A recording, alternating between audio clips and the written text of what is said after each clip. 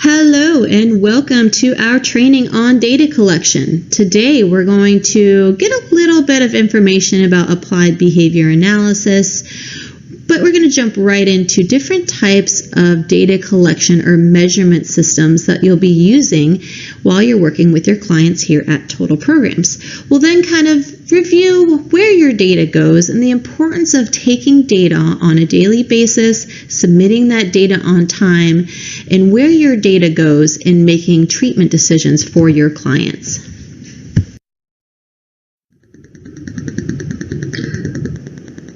We can confidently say that behavior analysis is a science, and science just refers to a human way of systematically approaching and seeking and organizing knowledge about what's going on in our natural world. In applied behavior analysis, we're taking that science and we're learning ways to improve somebody's life, making a socially significant change in somebody's behavior. Now, applied behavior analysis is really just finding some sort of relationship, a reliable relationship between how somebody is acting and what's going on around them. So we're going to call that the environment. Whatever's affecting your senses, whatever's prompting you or triggering you to engage in a particular behavior, we're going to call that the environment. And how you're acting is called the behavior. So today we're going to review a little bit about applied behavior analysis as a field and whole, and then focus more on the measurement of that behavior. Now, our approach in applied behavior analysis is first to identify some sort of impeding behavior or challenging behavior in that person's life. So this could be something that is too much behavior, like too much yelling, too much hitting, too much falling on the floor, tantruming, or it could be a challenge that is too little behavior, so not having enough social skills to integrate into a school setting, or not being able to communicate effectively to get what you need. So the first step is to identify the challenging behavior in that person's life, and then we go ahead and select and implement a scientifically proven intervention. Write a program, and then that program is carried out by you as the behavior specialist, and our job is to evaluate and record the changes through some sort of measurement. So that's where we're going to focus today, and we're going to call that data collection. And our whole goal is to maintain some sort of positive change in that person's behavior. Applied behavior analysis first started off around the 1930s, but took off in the 1960s and 70s, where scientists were taking theories and principles from experimental behavior analysis, basically how animals reacted, and applying those same theories to the human population. So applied behavior analysis, by definition, just means taking those interventions that are based upon the learning theories of animals in experimental analysis, and taking those same theories and implementing them with humans to improve socially significant behaviors. So how are we as behavior analysts really focusing on improving somebody's life to a meaningful degree? And then to demonstrate that what we're doing, so our interventions, are responsible for the improvements in that behavior. So there's a few different areas that we focus on. The first one is making sure we're sticking to those learning theories, so sticking to the scientific approach to behavior and applying it to humans. The next is using reinforcement to increase behaviors, so paying people, in a sense, to engage in behaviors that are socially appropriate for them, generalizing what they learn so that they're able to use it across numerous settings, and then reduce undesirable behaviors so that they're able to integrate into their lives.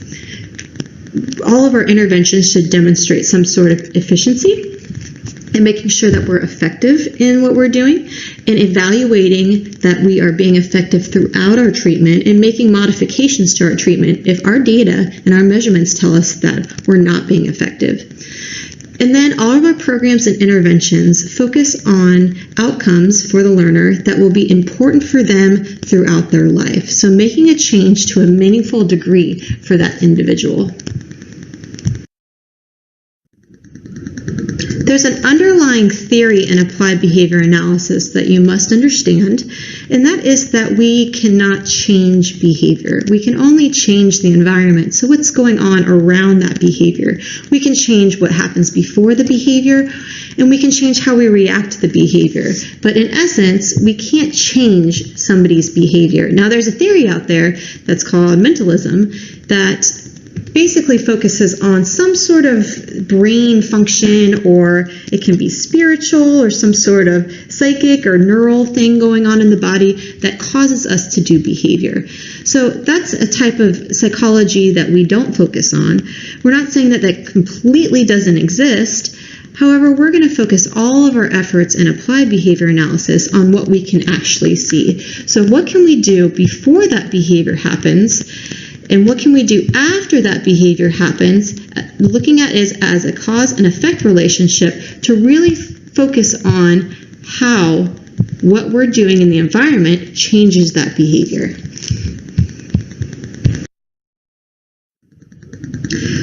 So, looking at a behavior, basically we can look at behavior in two different ways. We can look at the form of the behavior, so what the behavior looks like. Okay? And we can also look at why that behavior is occurring.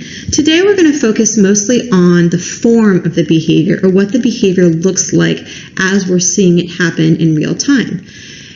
The form is the data that we're collecting. So we're measuring a behavior based on what it looks like. So all decisions during our treatment are based off of the data and the measurements that you're taking as behavior specialists out in the field. So we're looking at different ways to collect numbers, different ways to collect session notes, so that your supervisor can put together and modify plans to best fit your client.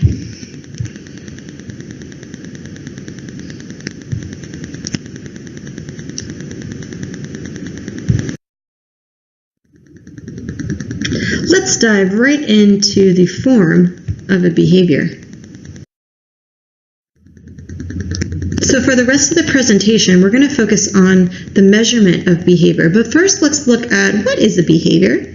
Okay, so behavior, simply put, is somebody's action. So what you see, it has to be observable. So you as a observer have to be able to see that particular behavior. So it's nothing happening inside of the brain, something that somebody's thinking about or wanting to do. It's actually the process of observing an action of another person, okay, of another organism. So it's what the organism says or does. So in our field, working with special needs children and adults, we're looking at what exactly the person says or what exactly the behavior that that person is doing. So everybody has behaviors, and it's important when we're looking at behaviors that we are talking about it in a way that is observable, so that if I say, oh, the client is reading, and define reading as holding up a book with two hands and having the eyes scan across the page, that behavior is the same if I look at it or if you look at it. So we're going to define behavior, and when we define behavior, we need to make sure that it's very clear and observable, and using words like thinking, wanting, the client wanted that's why he engaged in the tantrum behavior, or the client was having a bad day or feeling sad. Those are things that we're going to try to steer away from and really focus on things that we can actually see. We can see somebody reading, we can't see them thinking. We can see somebody kick, but we can't see them wanting to kick, and we can definitely see somebody crying, but we can't see somebody feeling depressed. So we're going to steer away from terms that we cannot objectively see and really focus on things that I can see, that you can see, and that we can put measurable criteria to.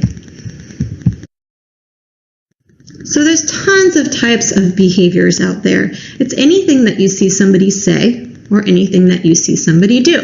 So we can spend probably the next few hours listing every behavior that somebody engages in. These are really the main types of behavior that you'll see working at Total Programs. So behavior can be either in the challenging form or what we would call the socially acceptable forms.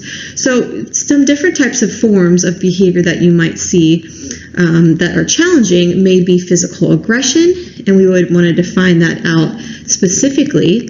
Verbal aggression, self-injurious behavior, self-stimulatory behavior like hand flapping or spinning objects, elopement, which means leaving a particular area without permission, non-compliance, so not following directions, pica, which means putting items that are inedible in the mouth, tantrum behavior, and property destruction. So, and there's a ton more. However, it's just important to know that types of behavior, you can either look at it in the challenging form, or we can look at it in the socially appropriate form. And during our intervention, our goals are to change what is happening in that challenging form and modify them into something, a behavior that is a socially appropriate form. And we do that not by focusing on the behavior form, but by focusing on the antecedent, so what's happening to the behavior before, and the consequence, how we're reacting to the behavior to change that behavior. So we would want to modify some of the environment to change from those challenging forms to things like, instead of hitting, maybe hand raising, completing homework, washing the dishes, setting an alarm clock, saying excuse me, cleaning room, stopping at a stop sign. So this is just a few of the socially appropriate forms of behavior that you could be measuring.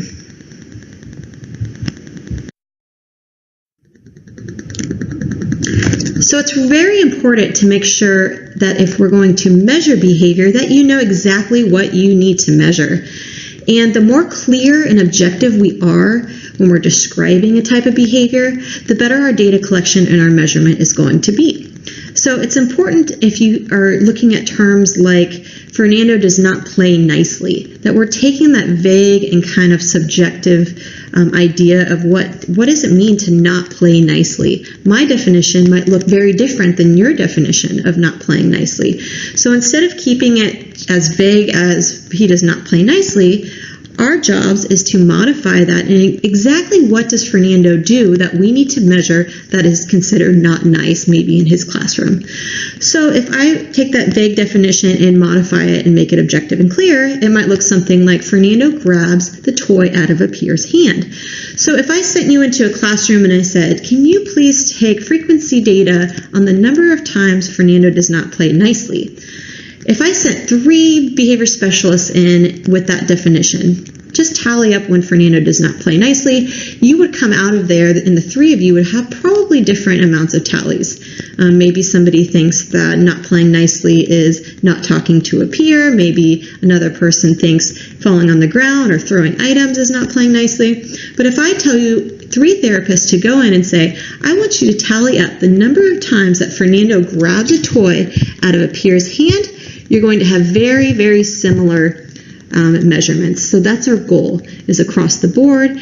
How clear and objective can we make this so you know exactly what you're measuring as a behavior specialist? So what I want you to do now is take a piece of paper, and I want you to take these vague definitions and go ahead and write them out and give me a clear and objective type of definition for the behavior. For example, Amanda tantrums. Same thing. If I send you into a classroom and I say tally the number of tantrums, one person might tally it as 1 tantrum, another person might tally it as 10 tantrums. What is a tantrum? So a tantrum for Amanda could be defined as falling on the floor, kicking feet, and crying. That's a clear objective measurement that you would know exactly when to collect frequency data on that behavior. Okay, so go ahead and fill out some ideas about Jackie is lazy. Go ahead and give a clear and objective definition for Jackie is lazy. For Leanne elopes. So remember, eloping is running away from someone. Hema screams. And Sarah is competitive.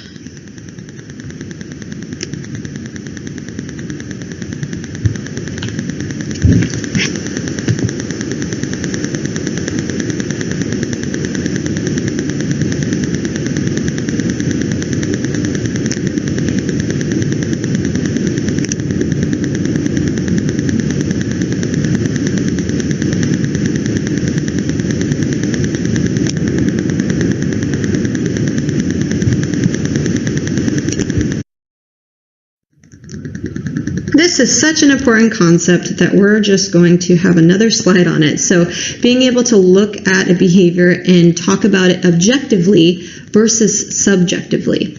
So let's see if we can get a better idea of what this means. So here's client progress, and this was a paragraph written by a behavior specialist, and this is really what not to do. And those words that are bolded are words that need to be better defined out. Okay, so Josiah made incredible progress the last month of the reporting period. What's the problem with writing incredible? Right. What is incredible to one person might not be incredible to another person.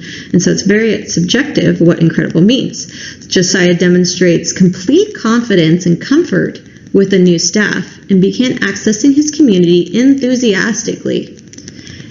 He made more progress in the community integration activities in the past 2 months than he did in the last 2 years. Ironically, the screaming behavior that he used to use for protests are now problematic because he's so happy that his voice is extremely loud. His program will be adjusted to address the change in function. Now let's take some of those bolded words and make them more objective. Let's change the subjective words from incredible to socially significant. Maybe confident into consistent demonstration of skill. Comfort to increase social interaction. So if I read that sentence, Josiah demonstrated complete, consistent demonstration of skill and increased his social interactions with the new staff and began accessing his community using self-initiation. Okay, that's taking those words like confident and comfortable and enthusiastically and making it more objective. First things first, so we have defined the behavior. So the operational definition is what we've been talking about. So making sure it's exactly what you're seeing, that there's no subjective language, and that anytime you're writing your clinic notes, that it's exactly what you're seeing or exactly what you're hearing and not your interpretation, subjective interpretation of it.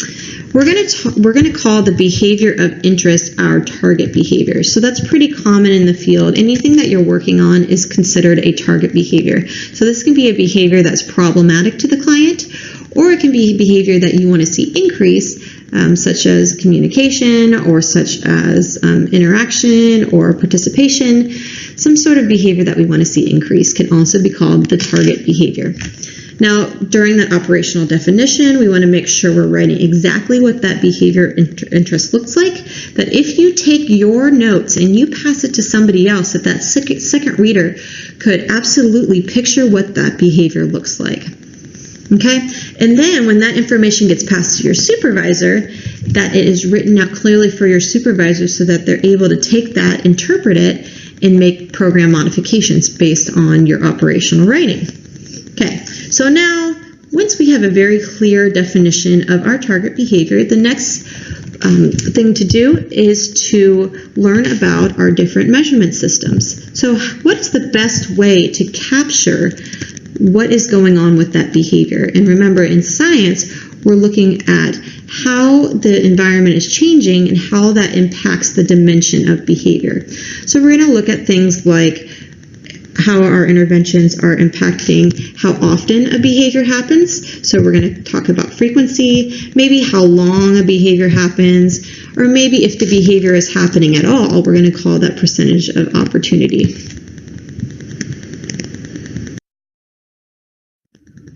Why is this data and this measurement stuff just so important? First of all, it is a defining feature of applied behavior analysis. So us as behavioral practitioners, our main goal is to improve the lives of the people that we're working with and help with changing their socially significant behaviors. And we do so by looking at the measurement of that behavior. We look at the current level of the behavior, apply our intervention, and see, based off of that data, if what we're doing is effective.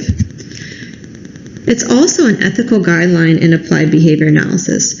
We want to make sure that we are focusing on optimizing our effectiveness as clinicians and making sure that we are reporting our data based off of what is actually happening and not just what you think is happening. So if we focus on looking at the behavior, having a good definition, tallying it, or measuring it appropriately, we're going to get a very clear and ethical, non-subjective outlook of that behavior. It tells us if our treatment is working, keeps us objective. It's also what we use to transport information from one professional to another professional, including our funding source. So the people paying for our services to our client don't go out and watch you interacting with that client. They don't go out and see the client before your session and after your session to see the progress. The only way they know that their services that they're funding are being effective is if we supply them with measurement and supply them with numbers that indicate that there is progress being made. It provides us a baseline for later comparison. So before you start your treatment, your supervisor should have already measured the behavior and said, hey, this is what behavior was doing before you started working with the client. Let's compare it to after you started working with the client and after you applied these certain behavior principles and techniques. It helps us set goals. And it monitors progress or lack of progress. So if we're seeing a lack of progress, we want our data to indicate that, and that tells your supervisors that, hey, we have to do something else because what we're currently applying is not working.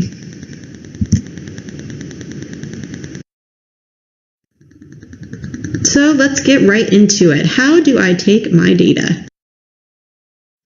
Here are a few methods that you will learn. The first one we're going to talk about is frequency.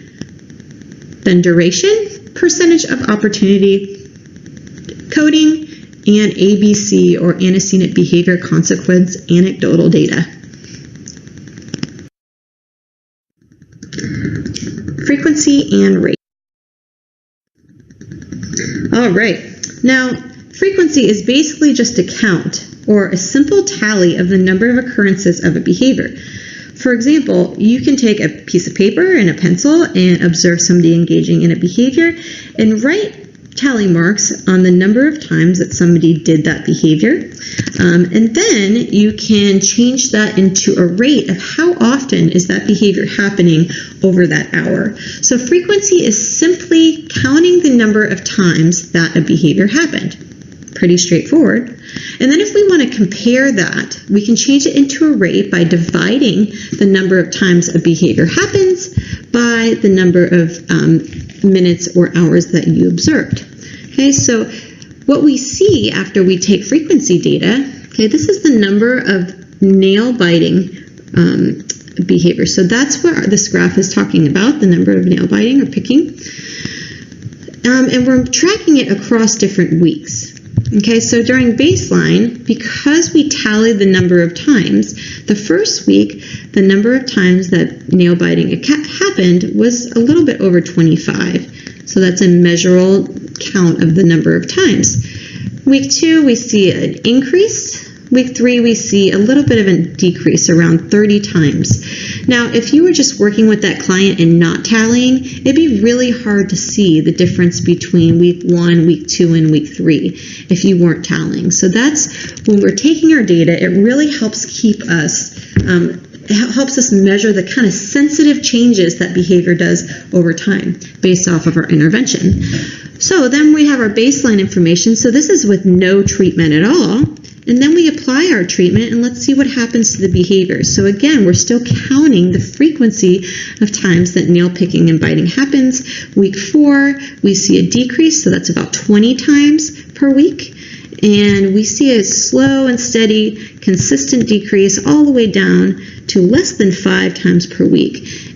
Because of this data, your supervisor can go back and say, hey, good job, behavior specialist. Because you took this data, I can see that our treatment is being effective and we're going to continue it because we are seeing a good trend in the decrease of this problem behavior. So frequency is one of the easiest ways to take data. So how do you actually do it? Well, it's really important at the beginning to make sure that you know your operational definition. You have to know exactly what to tally when you see it. So know your operational definition. If you don't know your operational definition or what the behavior is that you're measuring, you need to make sure to reach out to your supervisor. Okay? The next is to pick an observational period. So your supervisor will tell you, I want you to take frequency data during the lunch period of this to measure the behavior. Or maybe you're taking frequency data in the home setting, the number of times that the child is initiating social interaction with the sibling, or the number of times a child calls out toward the parent. So there's an observational period that your supervisor will tell you, hey, during this time of the day, I want you to calculate and count and tally the number of times the behavior is happening. You need to make sure you have your materials, so easy enough, a data sheet, pencil, paper, okay? And all you do is you watch the client, okay? You make a tally mark if the client does the defined behavior. Remember, you're only focusing on the defined behavior, target behavior, which is what you have the operational definition for. You don't mark any other behavior. Even if other behaviors happened, you can write it off to the side of your notes, but the frequency is just based off of that particular behavior that you have been told to take frequency data on. Okay, at the end of the observation, you're going to count your number of tally marks, okay, and write how many, and then record the number of occurrences for that observation. So I observed the client for an hour during lunch, and the behavior happened 5 times. There's your frequency number.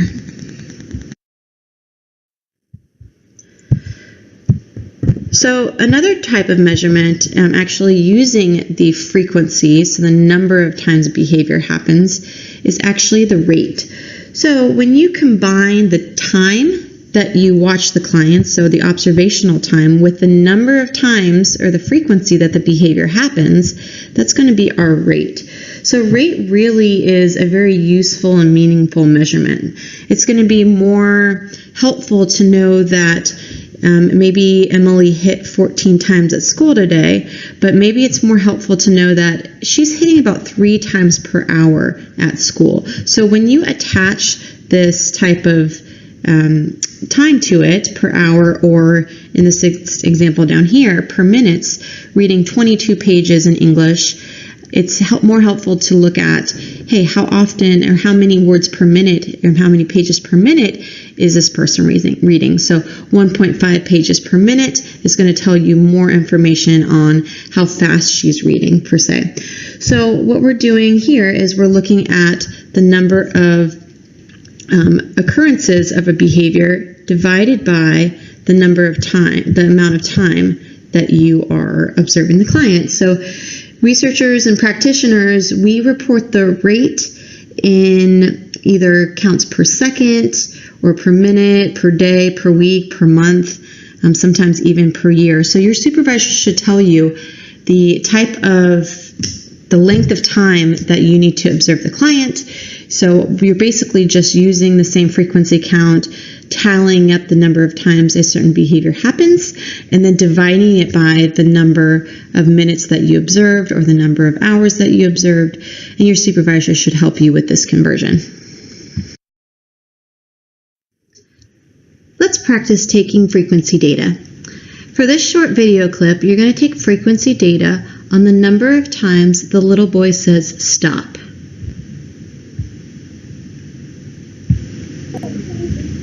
Top, Lila. Lila, top.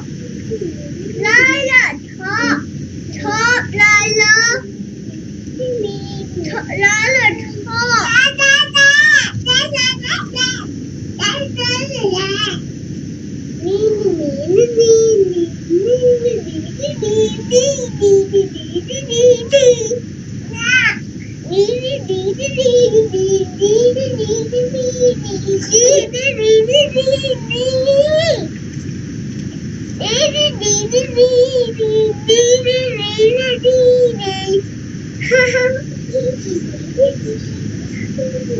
Lila, talk. Talk, Lila.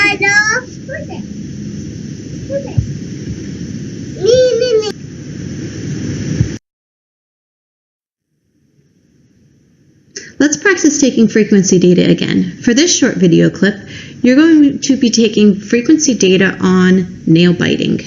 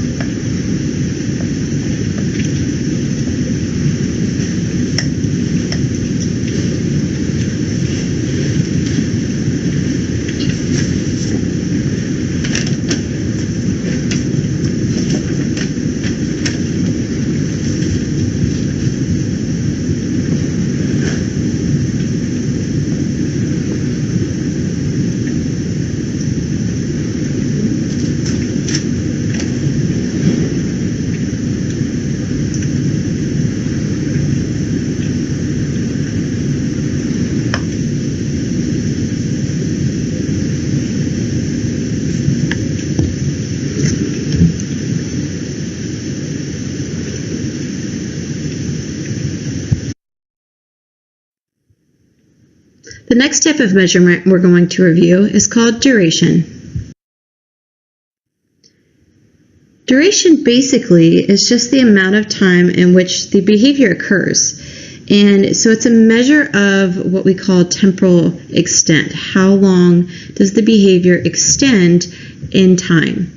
So we typically use duration when the behavior that we're targeting is happening either too long or too short. So if you have a problem behavior that is occurring over a long period of time, then we want to make sure that we are noting that and using duration as our measurement. If you have a behavior that's happening too short, let's say for a skill such as maybe interacting with peers on the playground, duration might be a good measurement also, so that we can aim to extend or increase the duration over time. If the behavior happens at a very quick rate, duration is also very good because it might be hard to tally every time a behavior occurs using a frequency data. Therefore, we might look at a duration data and measure the amount of time that behavior is occurring from the start of that behavior to the end of that behavior. We wouldn't typically use duration if there's a lot of other things that you are doing as the practitioner, as the staff member, because it requires you to observe the behavior the whole time. You have to use some sort of timer, so you have to click on when the behavior starts, and you have to click on when the behavior ends, and then you have to record either in seconds or minutes how long that behavior occurred over time. Let's take a look at this sample graph. Now, this is something your supervisor could put together by taking your data that you're collecting during your sessions and putting it into a line graph. And we would do this to determine whether or not our treatment is working. So let's take a look at this graph. We have days, or maybe that's sessions, at the bottom. And then we have, on this axis, we have screaming in minutes. So we're measuring the length of screaming from the start to the finish of screaming across these days. So your supervisor would have a number of what is the average number of minutes that this client is screaming before we apply any sort of treatment. So we're looking around maybe 6 minutes of screaming before we have treatment, and that's going to be our baseline measurement. Give us something really good to compare our treatment to. Then you are going to apply your treatment. Okay, and we'll get into different treatment methods, but you as the staff would continue to collect data on screaming in minutes. And if we look at this graph, we can see that at the beginning, so around session 6, when treatment is applied, we're seeing an increase in the duration of screaming, but then subsequent sessions, we're seeing a decrease in the duration of screaming. So as you're measuring on a daily basis during your sessions, if you're measuring duration, it's very easy for your supervisor to plot it and determine whether or not our treatment is being successful. And in this case, it looks like we are on the right track. Now, duration can be broken down to 2 types of measurements. One is called the duration per occurrence, and one is called total duration. Starting off with the duration per occurrence, this is the duration that is measures the amount of time that each instance of the behavior occurs. So for example, say you have a student that leaves his seat all the time in the classroom, and for varying amounts of time. Each time that student stands up and leaves his seat, then you would measure the amount of time that that student stands up and leaves the seat, and you would plot it at you would write down that number each time the child engages in out-of-seat behavior. So that would be per occurrence. Now, if your supervisor tells you to take the total duration of that client out of his seat, then you would start and stop your timer and when the client's out of his seat, but add all of those numbers up. So the total duration that that client was out of his seat during that particular maybe period, maybe it's math period, that would be the number that you would present. So duration per occurrence, we're recording the time for each response, okay, each response, and report as an average per minute, second, or hour. Okay, so for example, the seat is this response the first time the behavior happened. Maybe the client was out of his seat for 22 seconds. The second time it happened, the client was out of his seat for 61 seconds, and the third time, 15 seconds. So we add all of those up, and we divide it by the number of times he got out of the seat, 1, 2, 3, and we're looking at an average about out-of-seat behavior, about 33 seconds per response, or this is per behavior out of seat. Okay? If you're looking at total duration, we have the same type of measurements. We have the first response was out of the seat for 22 seconds, second time it happened, 61, third time it happens, 15. But this time we're going to add them up and report that measure as out of that period, the total number of seconds that that client was out of his seat was 98 seconds. So it really depends on how your supervisor wants you to collect the data, whether or not you're recording an average per response or the total number of seconds, minutes per response.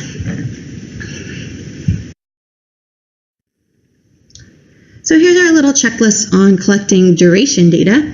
Of course, you need to know the definition of the behavior that you're measuring. You don't want to just start and stop your watch anytime a problem behavior happens. You have to know exactly what type of behavior you're measuring. So your supervisor should give you a clear definition of the behavior that you're measuring duration for. Your supervisor should also tell you when you should collect that data. So you might not be collecting duration data throughout the whole time that you have your session. Maybe it's just during the lunch period. Maybe it's just during an outing at a particular store, let's say Target. Maybe if you're doing in-home, it's during dinner time. So you're picking an observational period to collect your duration data. You want to make sure you have your materials ready, which is going to include some sort of stopwatch. You can use your phone, or we will provide stopwatches. Then you just simply watch the client. And this is the big one here. When you see the behavior begin, you're going to start your stopwatch. You're watching the client. When you see the behavior end, then you're stopping your stopwatch. Okay, and then you're going to record either the total duration that that behavior happened or the duration per occurrence if the behavior happened multiple times.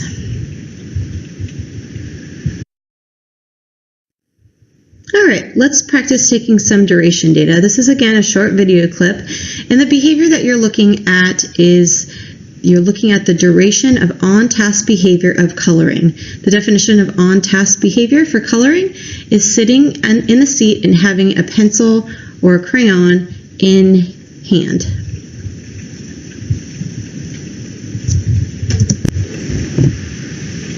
Okay. Come here.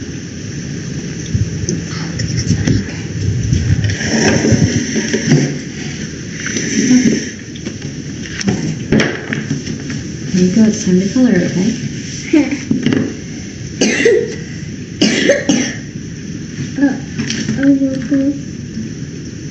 See you later. You need to color.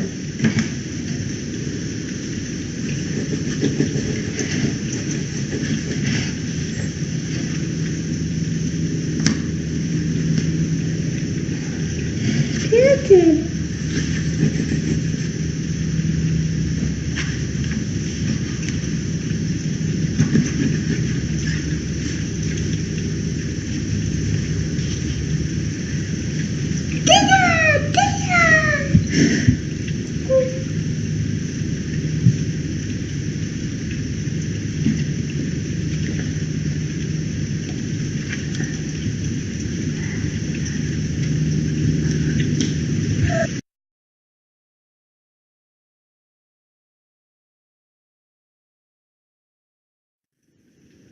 All right, keep your timer out. We're going to now take duration data on the duration of cleaning up books. So you're going to start your timer the first second that the little boy picks up a book, and he's going to pick up 3 books, and you're going to stop your timer when the last book is placed on the shelf. Come on, I want to read that Can you clean up your 3 books? 1, 2, 3, and Lila has the other one. Clean them up.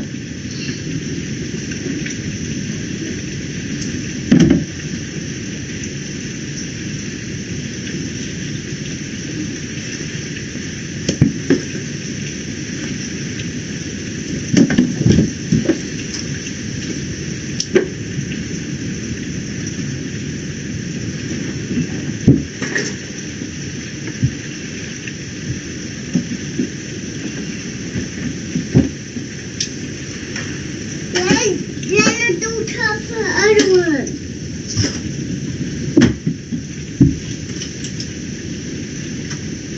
You done? Yeah, I'm done. Alrighty, moving on. We've reviewed frequency and duration. Next, let's move on to percentage of opportunity. Percentage of opportunity is frequently used in ABA to report a proportion of the total number of correct responses, and this is done in a ratio. So the theory behind it is if you give somebody 100 opportunities to engage in a behavior, how many times did that client do that behavior correctly? How many times did that behavior occur? So you're not always looking and providing 100 opportunities, but we can take the percentage or the proportion. So let's say you provide the client with 10 opportunities. What's the percentage of those 10 opportunities that the behavior was performed correctly? Maybe it's 5 opportunities that that client gets to engage in the behavior during your session.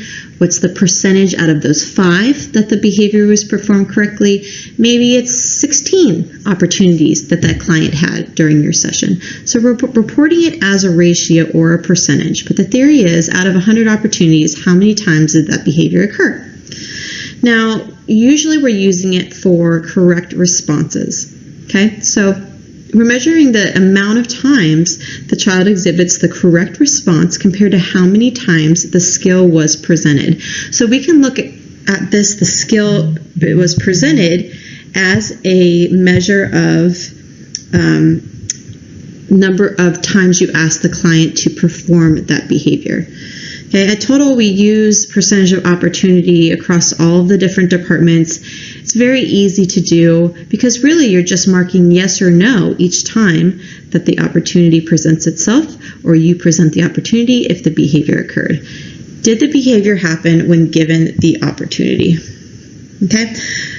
The rule here is I give the client 100 chances to do a behavior. I give the client 10 chances. I give the client 5 chances, 2 chances. How many times did they do it correctly? And if there's not 100 opportunities, all you're using is that simple division of the number of times the behavior occurred, okay, divided by the number of opportunities. And that's going to give me the percentage of correct responses. Let's do some quick practice on converting percentage of opportunity. Okay, the first example here is, what's the number of times that maybe the client puts the shoes on the shoe rack after getting home? So something like this, if this is a target behavior for a client, maybe the parent wants the client to come home and put the backpack away, lunchbox away, put the shoes on the shoe rack. So this would be an easy behavior to measure the number of opportunities.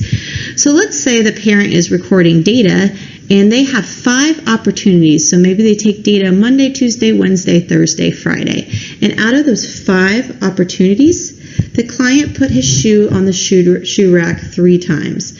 Monday he did, Tuesday he did, Wednesday he didn't, and Thursday he did. So we have 3 yeses, and we're going to divide that by the number of opportunities. So 3 divided by 5 is 60. So that's the percentage of opportunity that the client engaged in that correct behavior.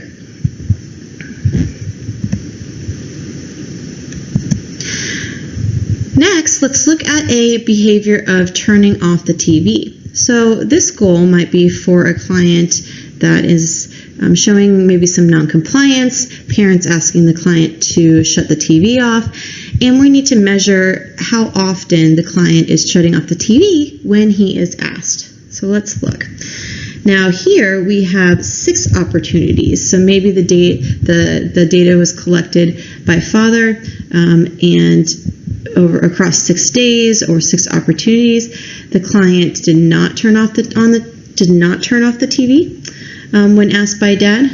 There's the second opportunity, no. Third opportunity, he did not turn off the TV. Fourth, fifth, and sixth opportunity. So now we're looking at 0 yeses divided by 6 opportunities, and we're looking at 0% of the behavior of turning off the TV when dad asks. So we would take this measure, and we would want to see this measure increase over time. Maybe you're working on a skill and you want your client to greet the teacher when entering the classroom. So you take percentage of opportunity data, and this is what you get. There's 4 opportunities that you had for that the client had for greeting the classroom teacher. Maybe the first opportunity, client greeted the teacher. The second one, greeted the teacher. Third opportunity, yes, greeted the teacher. And the fourth opportunity, he did not. So then we would take the number of times the behavior happened, so 3 yeses, and divide it by the total number of opportunities. He had 4 total opportunities to greet the teacher. And that would give us a measure of 75% of the time that's given the opportunity, the client was able to greet the teacher.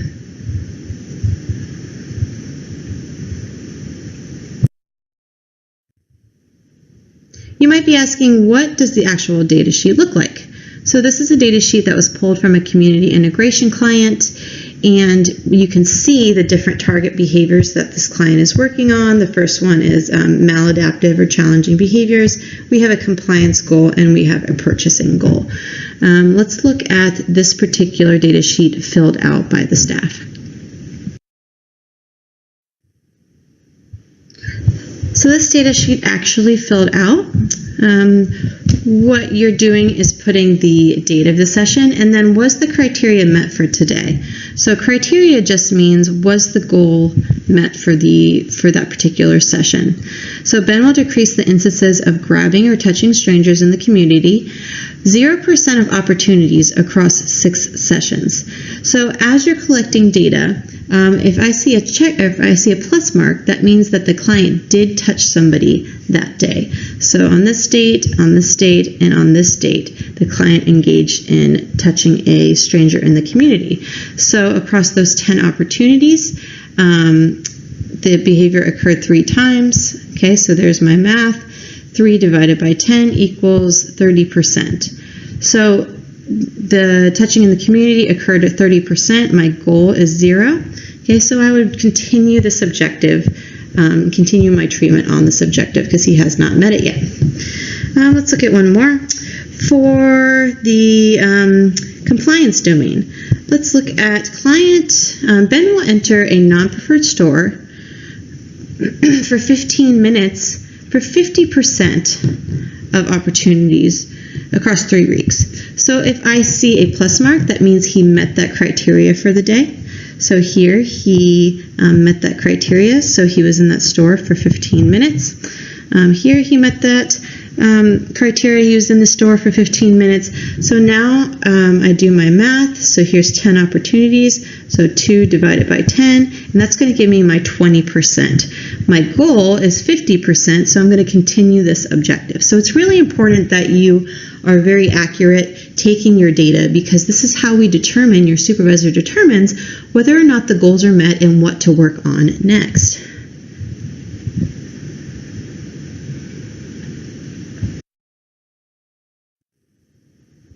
So go ahead and get your pencil, your paper, and your calculator if needed, and we're going to take percentage of opportunity data of using a fork, and the number of opportunities is the number of food items that the client gets. So we're going to see 6 strawberries presented to the client. So we have 6 opportunities. For the behavior of using a fork to occur, the client cannot touch the food with his hand. So a correct response would be taking the fork, stabbing the food, and bringing it to mouth without touching with the other hand. Next, some strawberries. You can have some strawberries. Okay, there's 1, 2, 3, 4, 5, 6. That's strawberries. 6 strawberries. Sit down nice, please. Sit down nice. Thank you. Use your fork. Don't touch it with this hand. Just use your fork. You understand? Yes.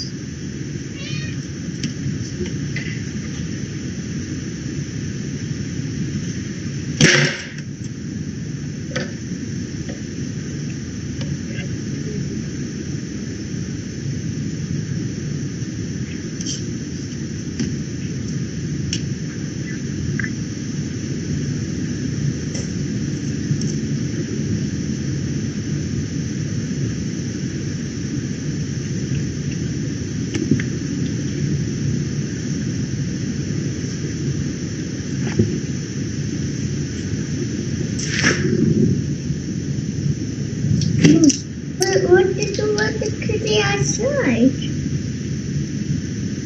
Who was on the computer?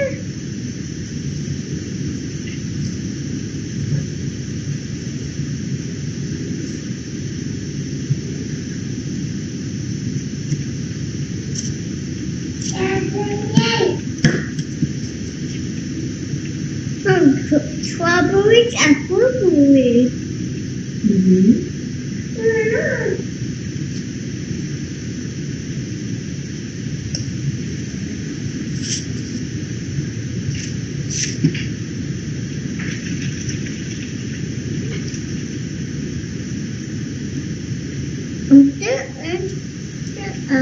Super spicy. And strawberries is super blueberry and spicy. Right, Mom? Spicy and blueberry.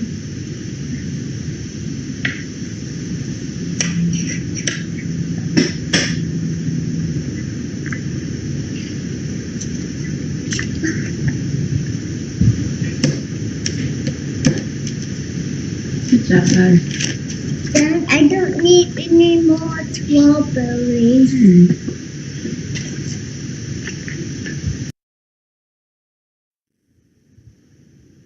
Here again, we're going to practice percentage of opportunity for naming animals. So if the client gets the name of the animal correct, then you would mark that response as being correct. So you would put a plus mark. If the client does not get the answer correct, you can put a minus. So there's 10 opportunities presented here, 10 different flashcards, 10 opportunities to get the animal name correct. Let's see how he does. Okay, let's do some birds. What kind of bird? What bird is this?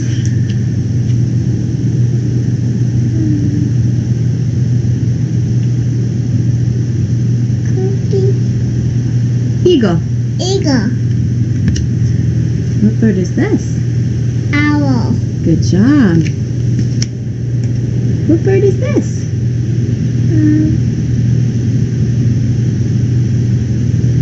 Puffin. Puffin. The belly is soft. The belly's soft. What bird is this?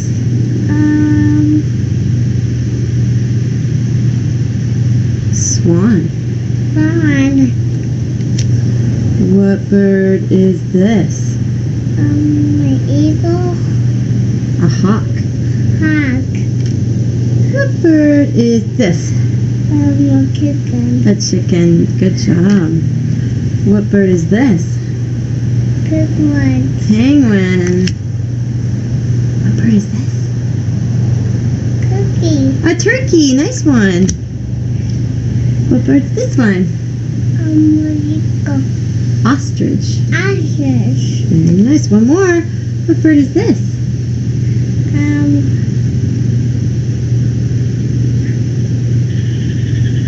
Pelican. Falcon. Good job. You want to go play? Say yes. I'll go play in my gloves.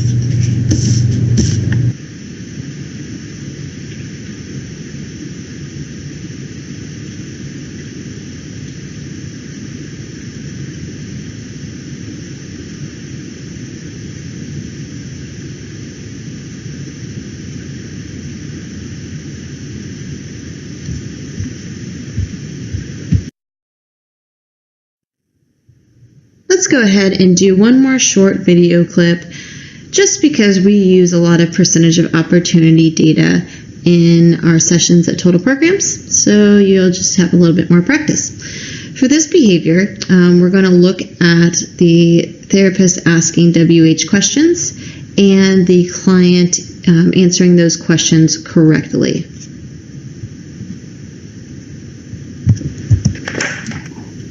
Theodore, what is he doing? Kissing. Kissing. His friend's cook.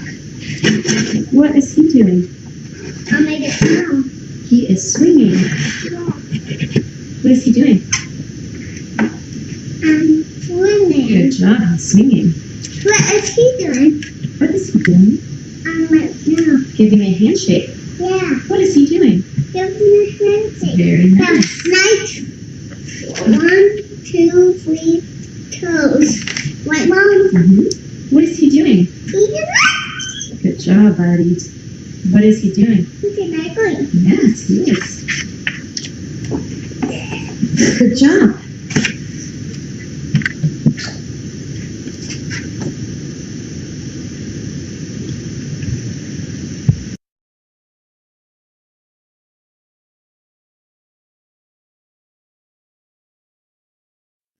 We're going to continue to look at percentage of opportunity, and now in a fashion that we call a discrete trial. So basically, anytime you're setting up an opportunity for a client, we're going to call that a teaching trial. So throughout your sessions, you should be creating a number of teaching trials for your clients. Okay, so when you do that, basically you are going to give the client an instruction. You're expecting that skill to happen or that client to engage in that behavior, and then you're going to present a reward. Okay, when you present a reward, we're going to call it a reinforcer, and what we're hoping that happens is because you presented that reward or reinforcer, we're going to see the skill increase in the future. The client says, hey, when I perform this particular skill, I get reward for it. So that's the idea. So an example might be that you're working with a client and you say, write your name. The client writes his name and you say, excellent job. Okay, this right here is one opportunity to engage in that behavior, and we're going to call that a discrete trial. Okay, so you're setting these up during your sessions to give the client a number of opportunities to A, work on this behavior, so follow an instruction, and to receive a reward or a reinforcer. Okay, each time you present this trial, so each time you say write your name, you're going to take data on that trial. So yes, the client engages in that behavior, or no, the client did not engage in that behavior. Again, yes, the client engages in that behavior, or no, the client did not engage in that behavior when provided this instruction.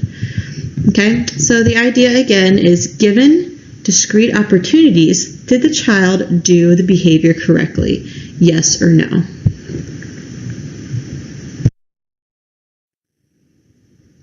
When you're doing discrete trial training, so that means that you have a skill that you're working on, that you're presenting multiple trials in a fashion of giving the instruction, waiting for or prompting to see if that behavior occurs, and then providing a reward or reinforcer.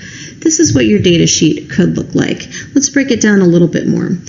We have, first of all, the date that you're working on your session, the therapist, so you put your initials there.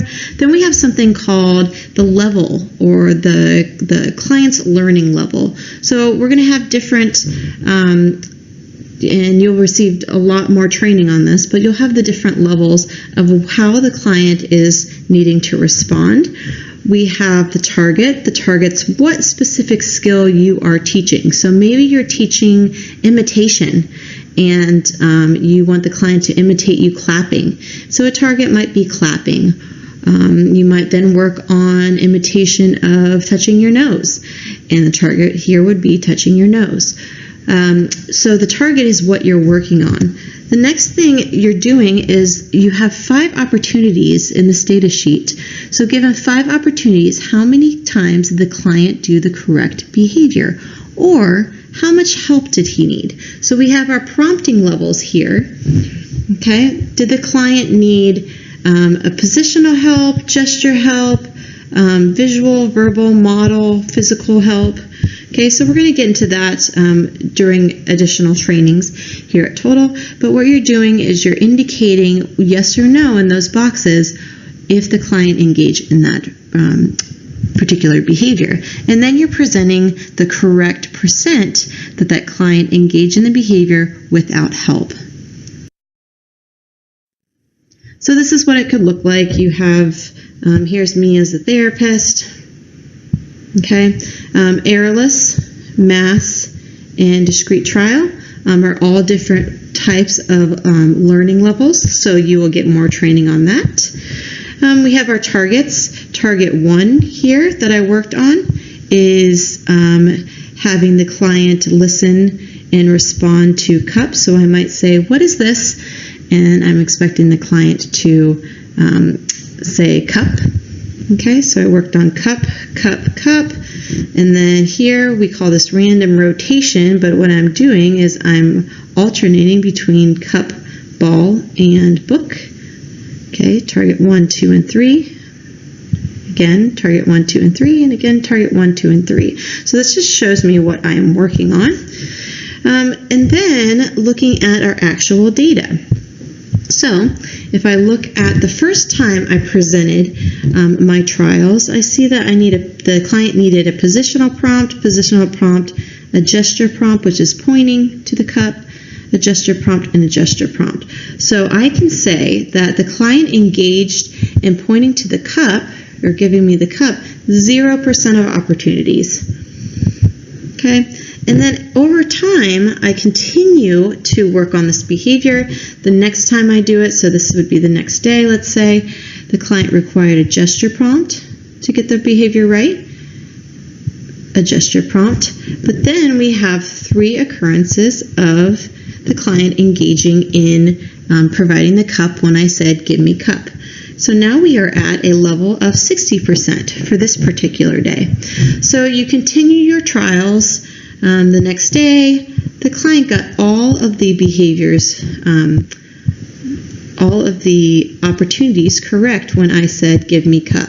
So now the client demonstrated out of those 5 opportunities, 100% of the time, he gave me the cup. So I can say he knows what cup is. Okay, so this is how we're presenting our data. Your supervisor will graph this particular data, and then this tells us if we're at 100%, then we need to move on to a new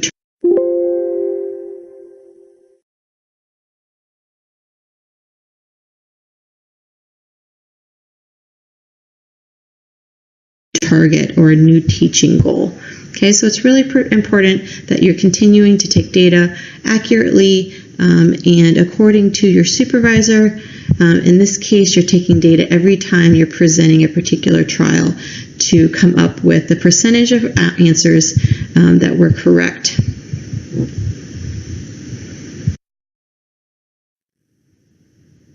All right, we're moving along.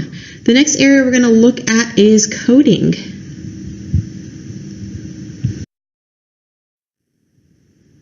Coding basically is using shorthand. So your supervisor would provide you with the data sheet that would have these different letters, different numbers on it, and you would just circle the appropriate level or appropriate letter when the behavior occurs. So you will be provided with just some discrete categories. For example, the first one could be the type of behavior. You could do coding on the type of behavior. So in this example, right here, we could say this H stands for hitting, K stands for kicking, and B stands for biting. So those are the different codes. If the behavior occurs during your session, all you're doing is simply circling the particular behaviors. So that would be coding for the type of behaviors that are happening during your session. Another example could be the severity of behaviors. So your supervisor might say, hey, when hitting does occur, I need you to circle and indicate the intensity of that behavior. So in this example, If it was a mild type of hitting, and that would be defined for you additionally by your supervisor, then you would circle mild. If it's created some bodily harm, moderate. If it was severe and somebody got injured, then you would circle severe. So that would be the shorthand for something like severity. Or you could do coding on the duration. So your supervisor might provide you with the number of minutes that the behavior could occur or generally does occur, and then you would just circle after you timed that particular behavior. So instead of writing out, you would just circle, and that's the idea behind the coding. And then lastly, you could be asked to code for the amount of independence that client engaged in during a particular behavior. So if you're working on something like drying hands after washing your hands, you might get a data sheet that has whether the client did the behavior independently, required a verbal prompt, a gesture prompt, a model prompt, or a physical prompt. And again, we will definitely go into these during your teaching techniques training. So you would observe the client during drying hands, and maybe that client needed a verbal prompt. All right, and so you just circle the V there. So this is it's a quicker way, and then we can come up with percentages of responding that client either engaged in that target behavior, or how severe the behavior was, maybe the duration, or how independent the client was during performing that skill. So that's pretty much it for coding. Okay. This is an example of what your data sheet could look like for coding. This is taken from a community integration client using our online data system. And the example here is JT will ask the caregiver for money to purchase item or ask caregiver to buy item. So does the learner ask caregiver for money to purchase the items? So you'll mark 2, okay? If he asks money for an item or asks caregiver to buy the item, you would mark 1 if the client requests money to make purchase only with a verbal prompt. Okay, and then you would mark 0 if he did not request at all that particular request money at all. Okay.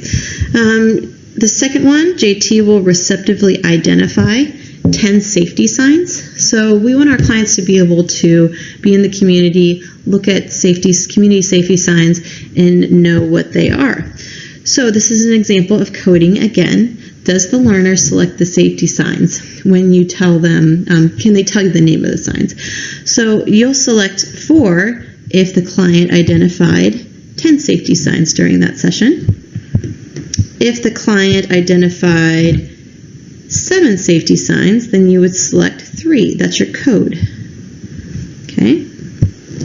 If the client selected only 5 of those safety signs, okay, so I only got 5 right out of 10, then you would select the code of 2.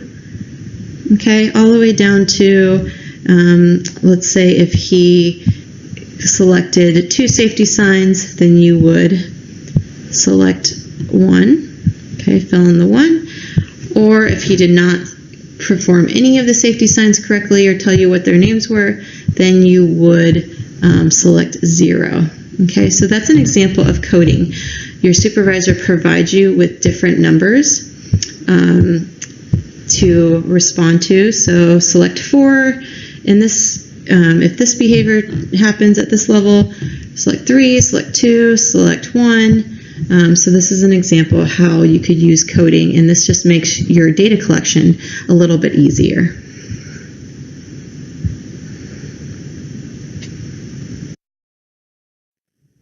All right, here's coding for task analysis.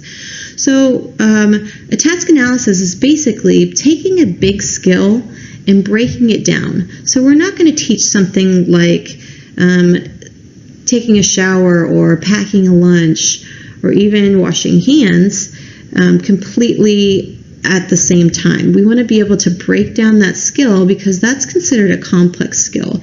So your supervisor will help you put together a task analysis That's the breaking down of a complex skill. So this is an example of a data sheet that you could get for showing the supervisor how much help, how many prompts that the client needed to engage in each one of these steps. So this is an example of the skill of, let's see, taking off pants. Okay, so undressing. So the first one is the skill of grabbing the waist of the pants, then pulling the pants down, sitting down, crossing the midline, grabbing opposite leg, holding the ankle of pants, pulling leg out, crossing the midline, again grabbing the other pants and pulling the other leg out. So what we want to do is indicate in each one of these different boxes, during step 1, did the client require a verbal prompt, a physical prompt, a gesture prompt, or did they engage in that behavior correctly? So your data sheet might look something like this. Okay, maybe day 1, your client required a physical prompt to grab the waist of the pants. So I have a bunch of P's because that's my code for physical prompt. Maybe on this next date, however, I fade my prompts and now he just needs a verbal prompt. Okay, then I fade my verbal prompts, and then the last 2 dates I took data, and this is just for grabbing the waist of the pants, he did that behavior completely by himself. Okay, so I'm using these different codes to identify the level of help that the client needs.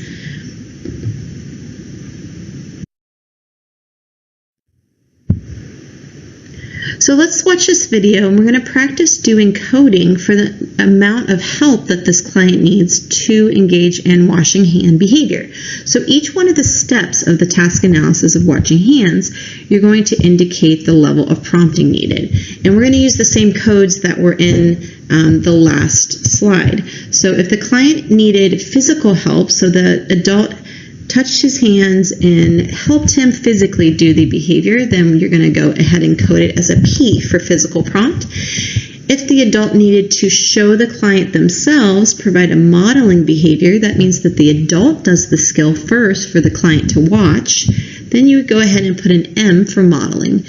If the client requires a gesture prompt, so if the adult points at any time during a step to the correct, how to engage in the correct behavior, then that pointing is called a gesture prompt. Okay. If the client engaged, if the client engaged in the step completely independently, we're going to go ahead and put it a plus. That means the client did that step completely independently. I'm just joking. Okay, Theodore, wash your hands.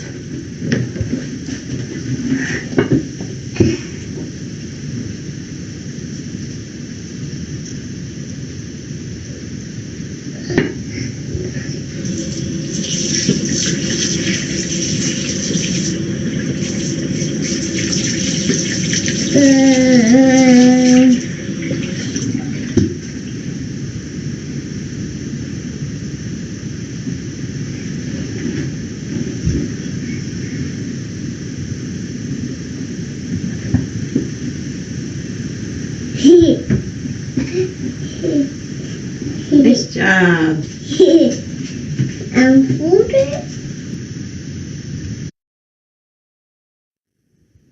Here's a second example of using your codes for indicating the level of prompt that the client needs.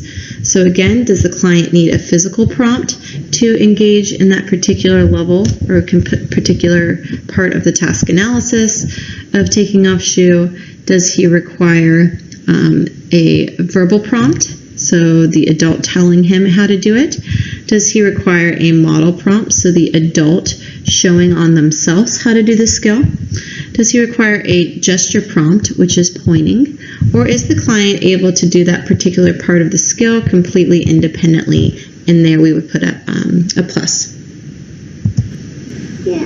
Okay, first, untie it. No. You did it. One more. Nice job.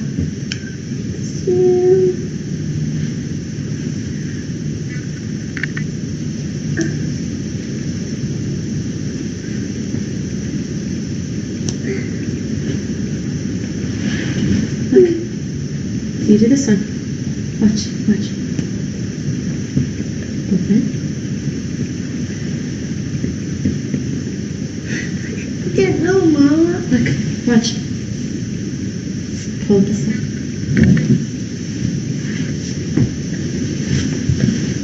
Sit up.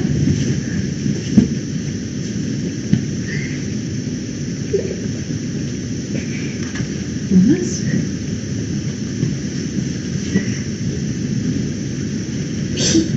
You did it. Give me some vibes. Give me a 5. Okay, let's do this one.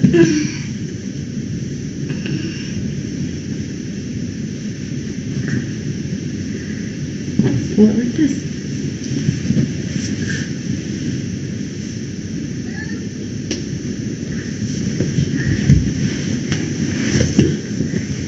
Oh, you hit my hand, Mama. Oh, sorry. This.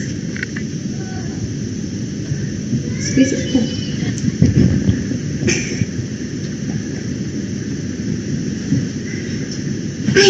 You did it. Give me 5.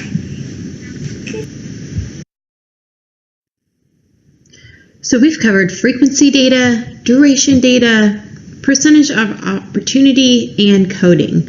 Let's move on to antecedent behavior consequence data, or this is called our anecdotal data. You'll hear a lot about the ABC data. So when we're talking about ABC data, basically it's called descriptive data analysis. So we're looking at describing, you're going to be doing more writing than we have talked about in the previous types of data collection measurements. You're going to be writing about what occurs in the environment around the behavior. So when we say ABC, the B is going to stand for behavior. The word around means what's happening before the behavior occurs, so that's the antecedent.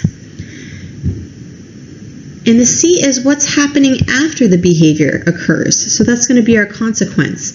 So here's your behavior, and when we're talking about what's happening around the behavior, what's happening before the behavior and after the behavior. Okay, so that's going to be our descriptive data. And this helps us determine why the behavior is happening. So when you're asked to collect ABC data or descriptive data, you'll be given the target behavior or the behavior that you need to observe, and then you're going to write what happens in the environment before that behavior happens, write what the behavior looks like, and then write what happens after the behavior. How did people react to that behavior? And that's going to give us a good sandwich before the behavior, after the behavior, of what could be maintaining, or what we call the function of that behavior. Why is the client engaging in that behavior, continuing to engage in that behavior over time? So basically, it's pretty straightforward. All you're doing is you're filling in the blanks by watching the client and the environment. So for example, you would get a blank ABC chart, and it would already say antecedent behavior consequence. And let's say a challenging behavior happens, and your supervisor tells you that you need to measure and do an ABC data for any sort of screaming behavior. Okay, so you see this client, Nate, he screamed, he fell to the ground, and he threw dirt, and that behavior lasted about 2 minutes. So you're describing the behavior, exactly what you see under that behavior column. So once you've done that, what the behavior looks like, then you're going to move on to say, well, what happened right before this behavior occurred? That's going to be our antecedent. So for this example, Father asked Nate to come inside from playing. Okay, so you write exactly what you see or what you hear. Okay, then you're going to move over to your consequence column. What happened exactly after the behavior? Okay, in this example, Dad gave him 5 more minutes to play. What did the environment, what did the people do around? What was happening around that behavior? So if I look at what's actually going on here, and this can happen fairly quickly, the client, basically Dad, says, Nate, it's time to come in to play. A behavior occurs. He He screams, falls down to the ground, and then Dad says, oh, calm down. You can have 5 more minutes to play. Okay, so this is a simple example of how you would fill out an ABC chart for the target behavior of screaming.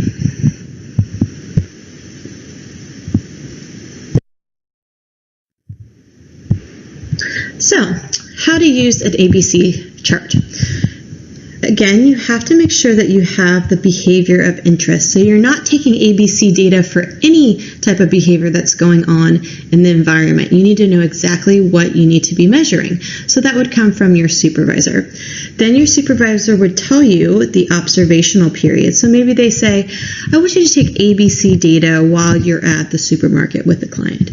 Or let's take ABC data during dinner time. Okay, and that's basically the time of period that we are interested in. Maybe the behavior is more likely to occur in that type of environment or that observational period. So that's when your supervisor would tell you to collect the data. Of course, you'll have your materials ready. You'll watch the client, and this is how you actually take the ABC data. Okay, when the target behavior occurs, and the target behavior is going to come from your definition. Okay, when the target behavior occurs, you're going to write down what happened exactly before the behavior happens in the A column. Then you're going to write what the behavior looked like exactly in the B column. And then you're going to write what happened right after the behavior in the C column. And that's it. So one of the main purposes behind this type of data is to determine why the behavior keeps occurring. And we're going to get that directly from that consequence column. So let's run through this example really quick. Basically, we're looking at refusing as our behavior. So Joe screaming no, Joe refusing to turn off his computer. So the antecedent, the first antecedent that happens is that the parent asks Joe to stop playing on the computer. Joe screams, and then the parent tells Joe to leave the computer again. So they give the instruction a second time.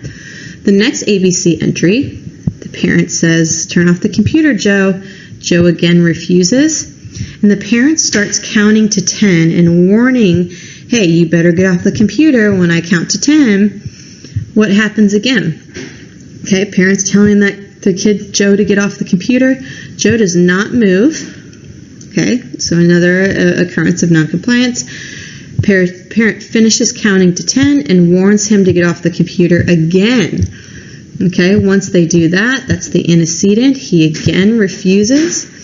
And so the parent then threatens, hey, if you don't turn off the computer, you're going to lose your computer privileges for the rest of the week. Okay, this is a very common one that we might see. Okay, kind of an empty threat kind of thing. So parent threatens that Joe will lose his computer privileges. Okay, Joe again ignores.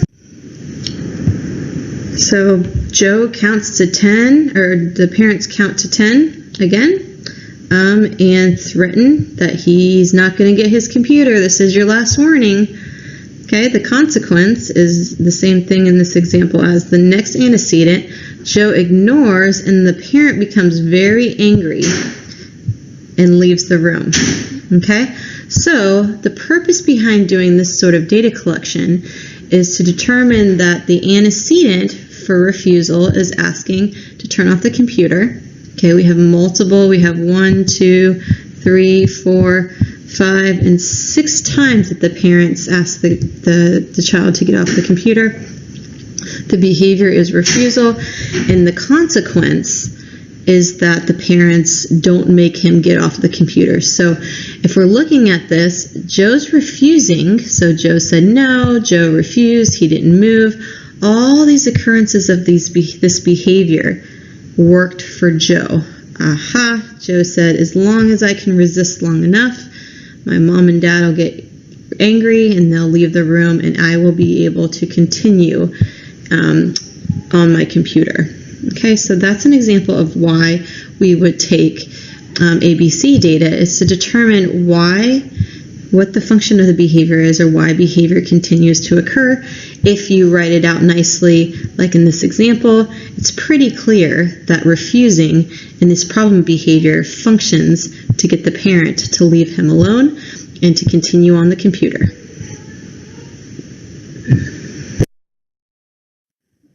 This is an example of what a blank ABC chart would look like. So you have your client initials, you have your behavior, and then most importantly, you have your operational definition, so the behavior of interest that you will be observing and collecting your data on.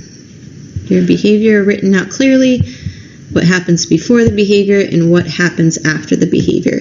And whatever you write in these columns has to be very observable. So you want to keep your personal opinion out of it. You want to keep away words like, I think the client wanted this, or the client was feeling upset.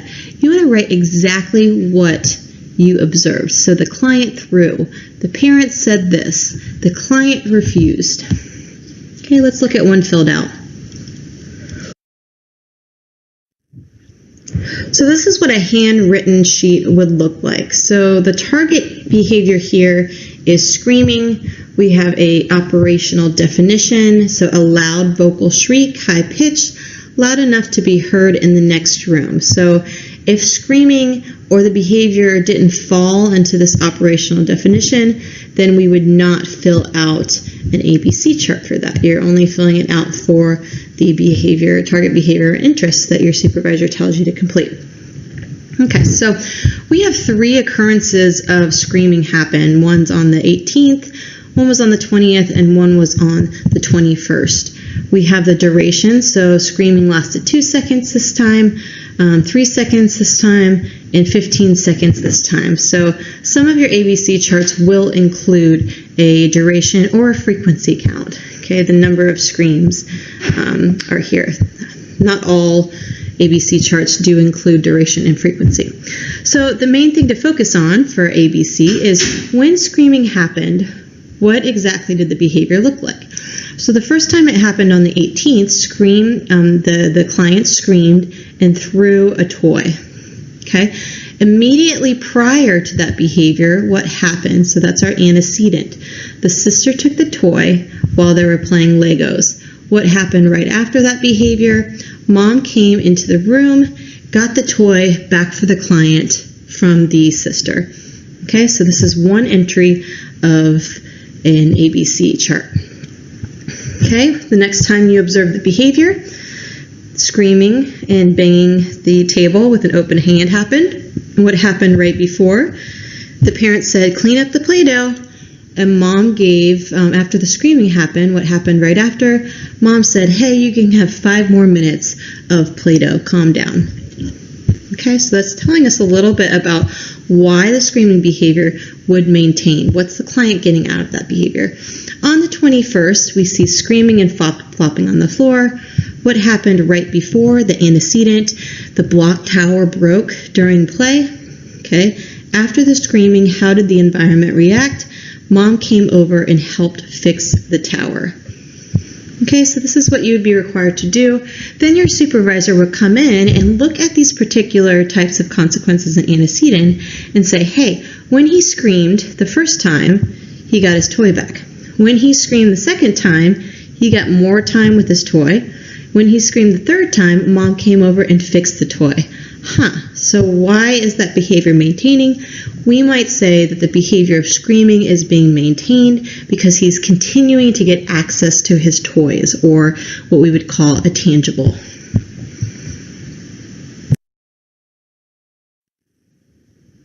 So go ahead and get a piece of paper and just write A, B, and C. Let's see, so you're going to have 3 columns on your piece of paper. We're going to record ABC data for the behavior of crying. Okay, so each time the child cries, you're going to identify that crying in the behavior column. You're going to write exactly what happens before the crying occurs, so that's in the antecedent column. And then once the crying occurs, how does the environment, or in this case, how does the parent react to the behavior? So you'll have a few different entries based off of the behavior of crying for this video. Night, Lila. Night, night.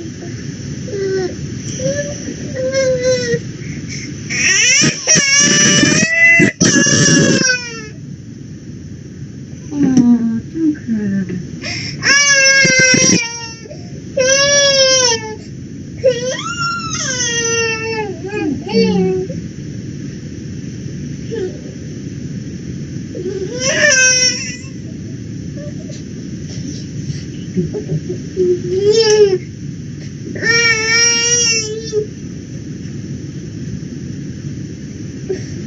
Night, night. Let me go, night, night.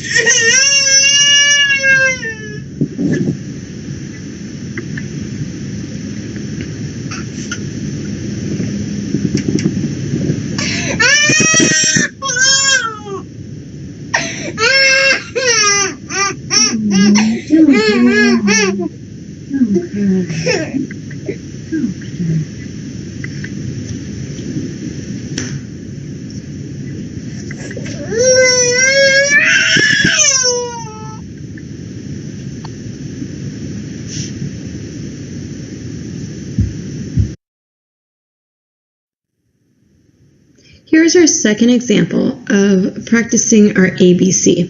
So go ahead and write on a piece of paper A, B, and C in 3 separate columns, and you're going to record each instance of a behavior. So each instance of crying behavior for this video. All done, phone. Mama. Here, don't cry. Here you go. Don't cry. Here's the phone.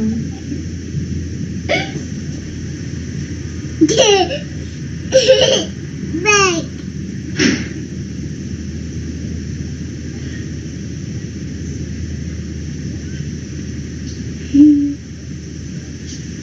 A green one. All done, phone. Mom, please. Mom, please. Mom, please. Okay, don't cry. Don't cry.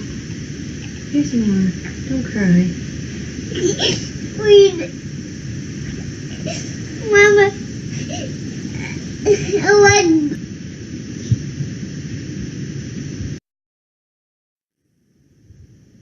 Just so you're prepared, let's take a look at some other types of data sheets that you could see while working at Total Programs. We are transitioning here at Total Programs to using a lot of online data collection, and this is for multi-purposes. It requires any sort of paper data, requires the staff to drive to the office or to mail in on time their data sheets on an either weekly or monthly basis, whatever is determined by your particular supervisor.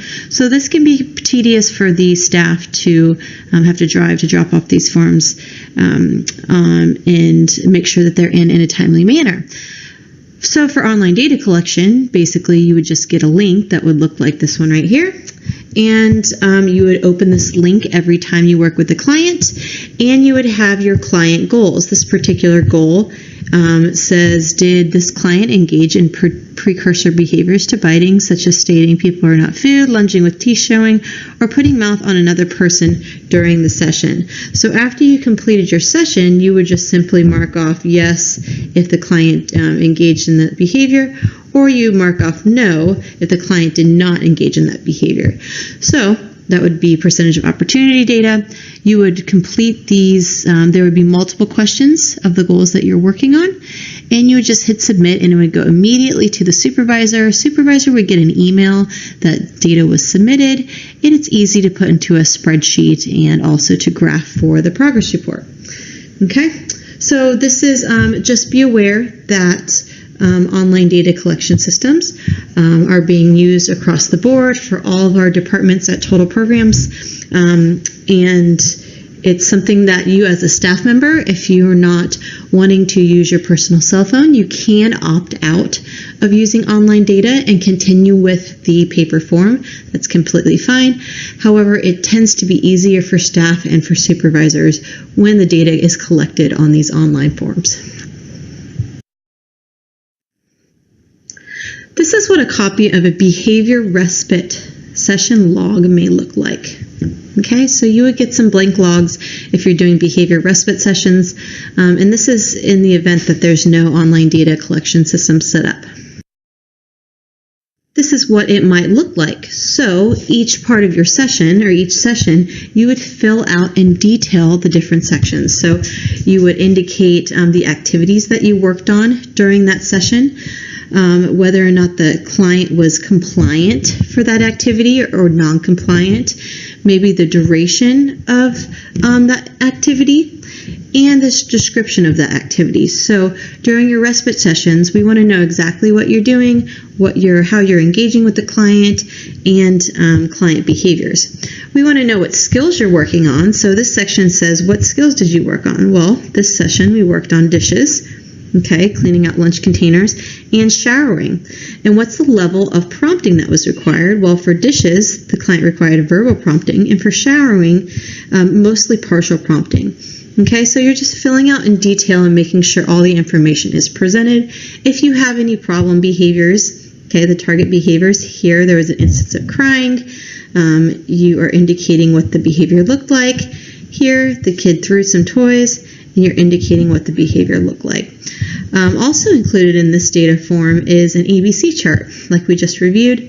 You have the target behavior of crying. You write down what happened before that behavior and what happened after that behavior. And you could have a frequency or duration component to this data sheet also. So at the end of your session, you're going to sign your name. The parent's also going to sign. You have a little box here. And you'll get more detail about this, but if you had to use any sort of restraint or emergency procedures, that box would be checked off, and this parent signature needs to occur on the date that you performed your service. So immediately after your session's over, the parent signs and dates. This is what a early intervention or a BI, behavior intervention session log, might look like. And again, you will probably have supplemental logs to this or data collection sheets, or you might have online data instead of this type of form. But this is something you could come in contact with if you do early intervention or behavior intervention. Okay, and this is an example of that same form filled out. Okay, again, you have your task or what you worked on during the session, the duration of the task, okay, whether or not that client complied or was following your directions, and any sort of notes that might be important to mark down. And this is going to get transferred to your supervisor for your supervisor to make clinical decisions regarding the client program and to input into progress reports that we're required to do for our funding services. We have additional information down here, so session notes. So was there any parent data or parent concerns? Okay, and then we have a challenging behavior section down here. We see some non-compliance happen this session. Happened 2 times for a duration of 3 minutes and 1 minute. Okay, and then you have your same check boxes down here. If challenging behavior happened and you needed to use a restraint procedure, you sign, parent signs, and again, this date needs to match up with your session date. So it's immediately after you complete your session, you're reviewing this with the parent and having them sign. This is a community integration session log, and this is an old log, and we call it the generic CI log. There's no goals on this log. There's not really instruction of what to work on. So this is kind of used as a default log. So I just wanted to include it just so that you could see it and would be aware. But basically, you're providing details of what's happening during your session. And this could, you might get this sheet while your supervisor is completing individualized data sheet for your client. So this is what it may look like.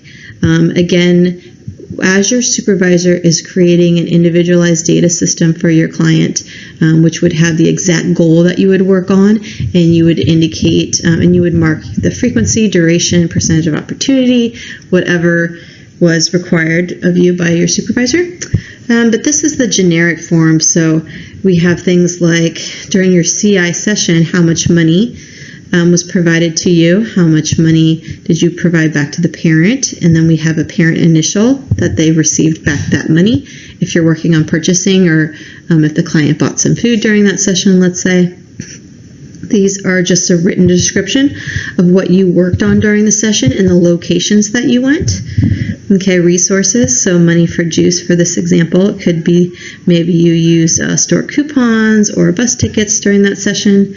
And then some outcomes, so writing just a description on the different things that you worked on that day. So maybe visual prompts were used to keep feet on the floorboard. We found 3 items at the store. We waited for 6 minutes for swing, and verbal prompts were used for signing more music. We also have a section down here that you could put the challenging behaviors, so the behavior of kicking the car seat, frequency, that's how many times it happened, how long it happened for, and then the intensity, so mild. Okay, so this is the generic form that you could see. However, you won't have this form for a long period of time because your supervisor will present you with specific data sheets for your client. So here's $1 million question. You do all this work and you take all this beautiful data. Where does it go?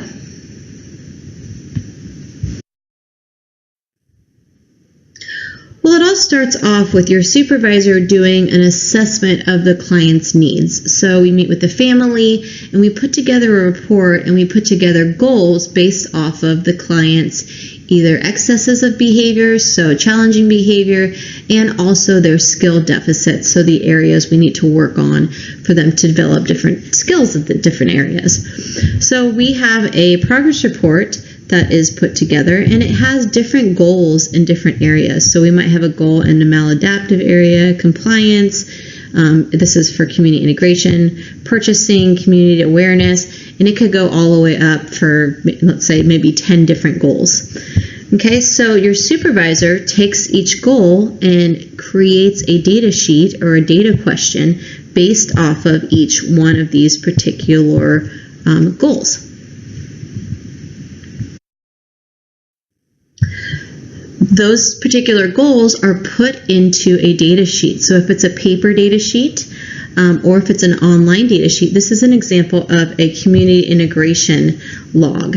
So this would get emailed to you. You would open up the link each section, and each one of these questions that you will answer, this is for a, let's say, a goal of elopement. Okay, this client will decrease instances of elopement, so that means running away from you, 0 times per session for 6 consecutive sessions.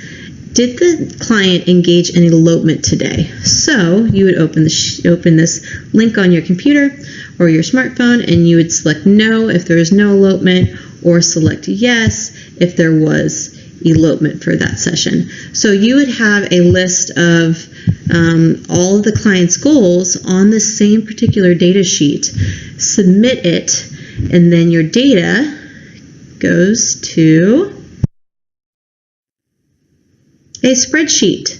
So as soon as you click that submit button on your electronic data sheet, it goes into a spreadsheet, and despite which staff worked with that client, despite which day the staff worked with the client, all of the data collection that happened for this particular goal is going to be put in order on this spreadsheet. So your supervisor can look on it, look at the spreadsheet and say, out of all of these days, elopement occurred 1 time, 2 times. So we can do a percentage of opportunity data based off that.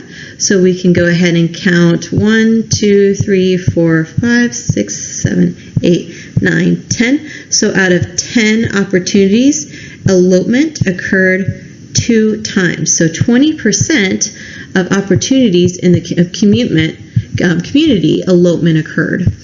Okay, if you are not doing electronic data, your sheets would get submitted, your paper sheets would get submitted to the supervisor, and your supervisor would just then input this data into a spreadsheet and come up with the same result. So we take the data that you submitted and it goes back into that progress report. So your supervisor is required to graph the data that you submit. So if you're not submitting your data on time, or if you're not taking data consistently, then we're not able to present this data in a graph form to our funding sources, and we're not able to continue funding for our clients. So it all starts with the progress report. That's how we develop the goals.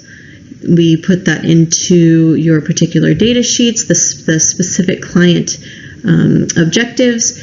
You indicate what happened during your session, and it all comes back to the next progress report. So for this particular example, for this client, over the last 6 months, there was 0 instances of elopement behavior.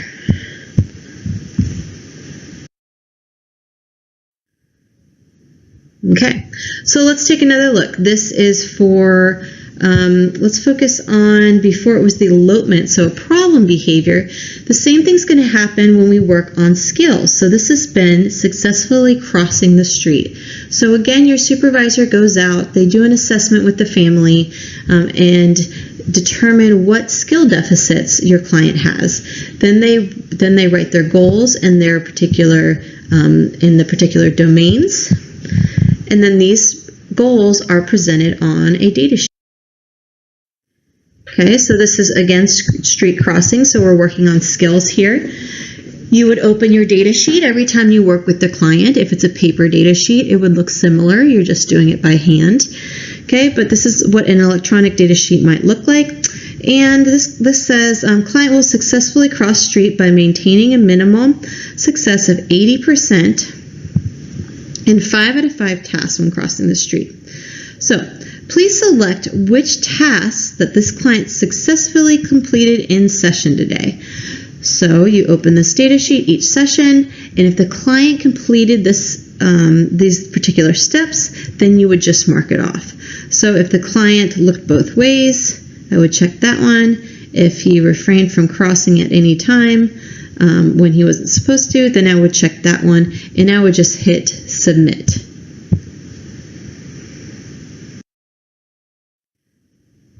Your data goes immediately, your data for street crossing goes immediately to the supervisor's email. It creates a spreadsheet on its own. So here's our goal. Okay, and then each person's response, each staff's response based off of the date that they worked on. So it's really easy for your staff, for your supervisor to take this information and to determine if the client is meeting this particular goal. Okay, same thing if you're doing paper submission data, you would submit your sheet to the office or to your supervisor, and your supervisor would just fill in this information. It wouldn't be done automatically. Okay, based off of the data that you take on a daily basis with your clients, that data is then put into a graph that is in the progress report and submitted to our funding source to continue services. This also tells us if our interventions are being successful. So in this example, here's the criteria line. We want the client to be above the criteria line. So for these particular skills, stays within the line when crossing. Okay, the client met that goal. States if it's safe to walk. Okay, he was above the criteria line there. Looks both ways above the criteria there and completely stopped. Okay, now here we have to look at, he did not meet criteria. He walked across the street. Did he walk across the street without stopping? He hasn't met criteria there, so we'll continue to work on that goal when the rest of these goals I can say were met.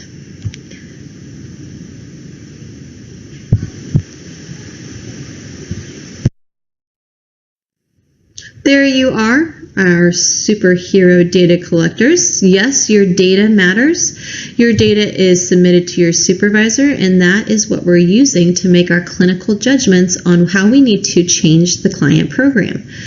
These also get submitted to our funding source so that we continue to provide good services for our clients. So yes, Kapow, your data matters. Look at that, already to our review slide. So what did we talk about today? We talked about a little bit about applied behavior analysis, where we came from, how we take a scientific approach to analyzing the environment to see why behavior is continuing to occur and what we can do about it. It's important to make sure that you have a clear definition of the behavior that you're working on. So whether this is a challenging behavior, whether it's a skill, you need to know exactly what is needed of you to target during those sessions. We review different types of data collection that you're likely to see during your session. We talked about frequency, duration, percentage of opportunity, coding, and ABC descriptive data.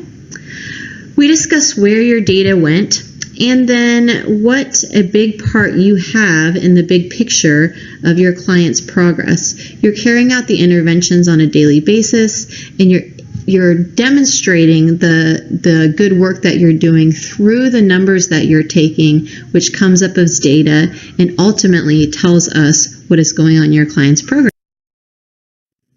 So go out, do some good work for your families. Remember, data collection is important. Data collection matters.